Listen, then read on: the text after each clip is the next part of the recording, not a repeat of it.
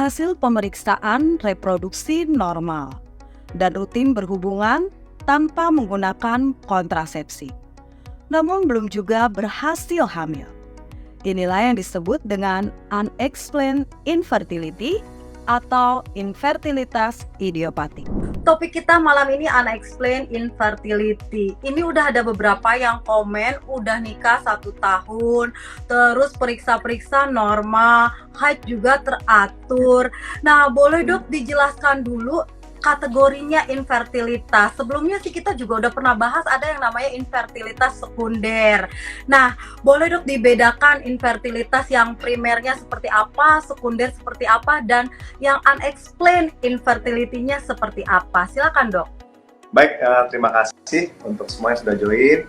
Jadi infertilitas itu sebenarnya definisinya yaitu pasangan suami istri yang sudah berhubungan rutin secara teratur selama 1 tahun tanpa menggunakan alat kontrasepsi, ternyata belum hamil juga, ya, itu infertilitas primer. Kalau sekunder sudah punya anak nih, tapi ternyata dalam setahun berikutnya hubungan teratur tanpa menggunakan alat kontrasepsi, tetap tidak bisa hamil, itu infertilitas sekunder, ya.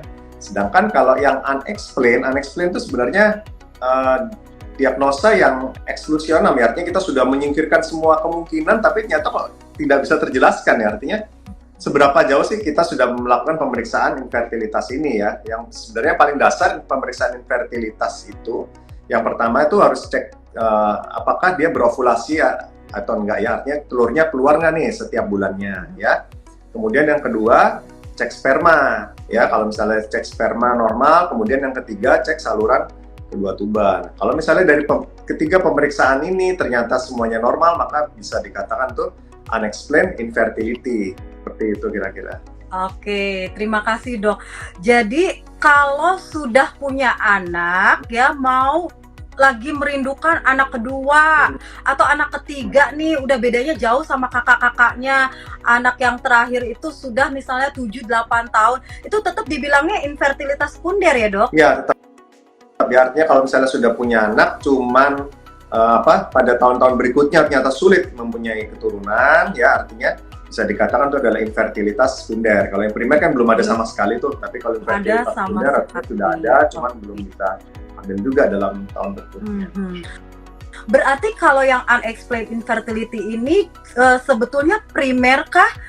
Tapi dicek-cek normal, begitu tadi tubannya paten, terus bisa ovulasi, cek analisis semen atau spermanya normal.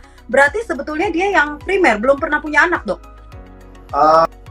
Bisa, dua-duanya bisa, sehingga nggak harus jadi kalau misalnya unexplained artinya sebenarnya ketika kita sudah melakukan pemeriksaan ketiganya itu toh nggak hamil-hamil juga nih, berarti ya pasti ada sesuatu kan gitu loh. Ya, jadi memang itu dikatakan unexplained. Oke. Tadi pemeriksaannya kalau untuk istri yang pertama itu dia bisa ovulasi atau enggak, karena kalau kemarin-kemarin juga kita udah pernah bahas PCOS, itu kan ovulasi terganggu ya dok ya? Benar terganggu ya. Kalau ini dia normal ya dok ya, mungkin dibilang kalau haid teratur tadi ada ada pernyataan juga haidnya teratur, terus udah cek HSG misalnya tubanya paten, nggak ada sumbatan. Untuk suami cek analisis semen atau spermanya juga hasilnya normal. Berarti itu unexplained infertility ya dok?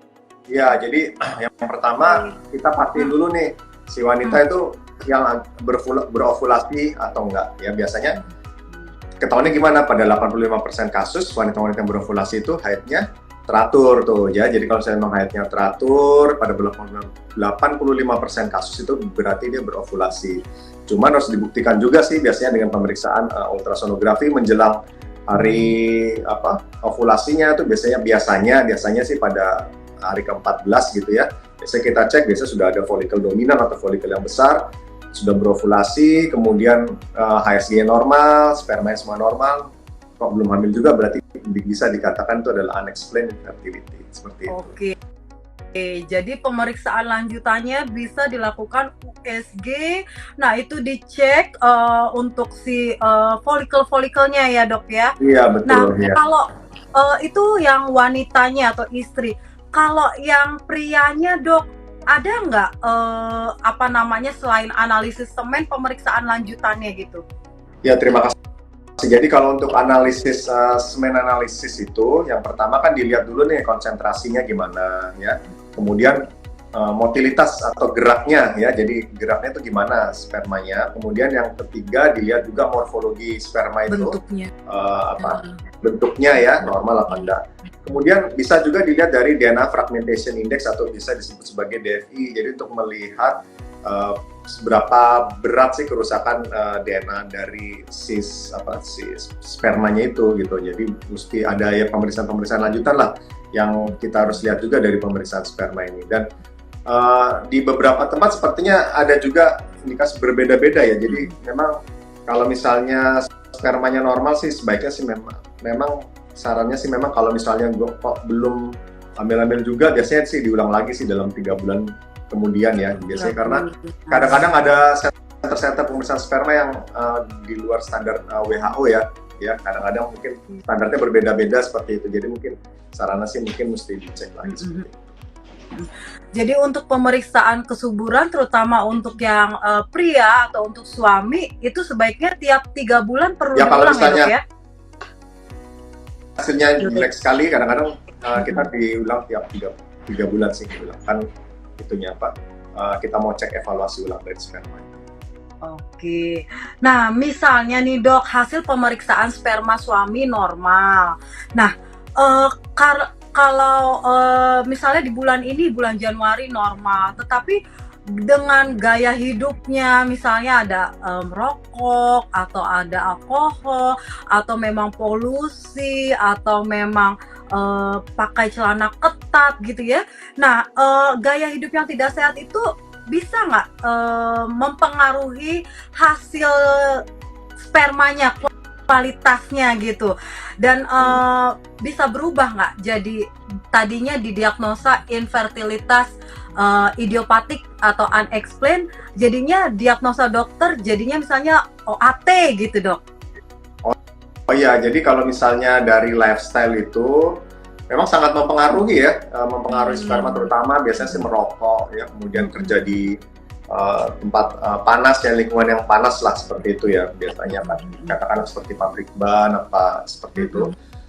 Kemudian tempatnya mungkin dia masak di tungku yang besar-besar itu panas ya, terpapar panas, merokok itu, polusi itu bisa menyebabkan gangguan dari sperma ya. Jadi memang pada kasus seperti itu yang mungkin lifestyle modification juga penting juga ya untuk memperbaiki hasil sperma. Seperti itu kira-kira. Jadi ketika istilahnya dia mau promil lagi dari yang bulan Januari, kemudian 6 bulan hasilnya berubah dari yang normal jadi tadi OAT, oligoastenoterato gitu, berarti dia sudah nggak unexplained infertility, disebutnya udah ada diagnosa lain gitu dok?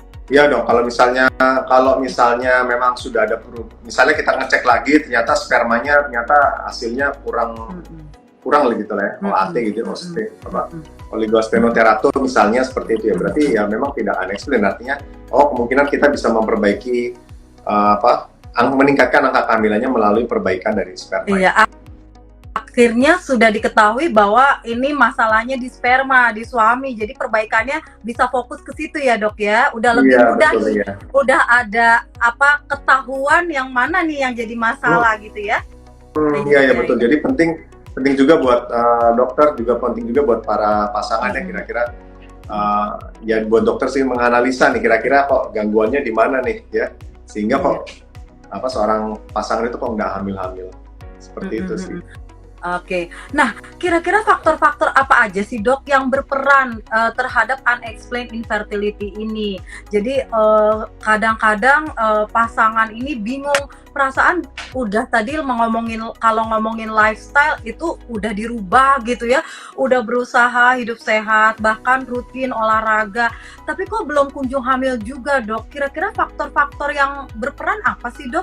Baik, terima kasih ya, memang kalau di jurnal terbaru ya, memang kalau dilihat dari tahun 2023 dari konsensus unexplained infertility yang dikeluarkan oleh ESRE, jadi himpunan reproduktif endokrinologi yang dia ada di Eropa, memang banyak sih penyebab unexplained infertility ya. Misalnya kita sudah melihat nih, dia berovulasi nih, jadi artinya sebenarnya dia telurnya katakanlah kita bisa buktikan bahwa telurnya memang sudah keluar.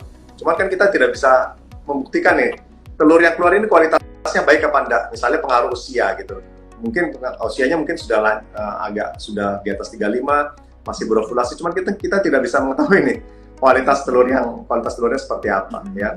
Kemudian yang kedua, misalnya spermanya kondisinya baik ya, katakanlah seperti itu, normal semua. Tapi ternyata banyak terjadi kerusakan DNA. Kan kita bisa juga itu menyebabkan jadi kerusakan infertilitas yang mungkin kita belum meriksa sampai sejauh itu, tapi kita sudah menyimpulkan bahwa itu adalah unexplained. Kemudian yang ketiga, misalnya tubanya baik, tubanya normal, cuman mungkin gerakan tubanya terganggu. Misalnya pada kasus-kasus celiakitis kan kita juga nggak tahu tuh, ternyata si tubanya oke, paten, lancar, tapi ternyata si tubanya itu tidak bisa ada peristaltiknya lah, ada gerakan yang mendorong si embrio ini masuk ke dalam rahim. Nah itu kan kita juga belum bisa sampai ke situ ya pemeriksaannya. Memang masih perlu pemeriksaan lanjutan sih, seperti itu kira-kira.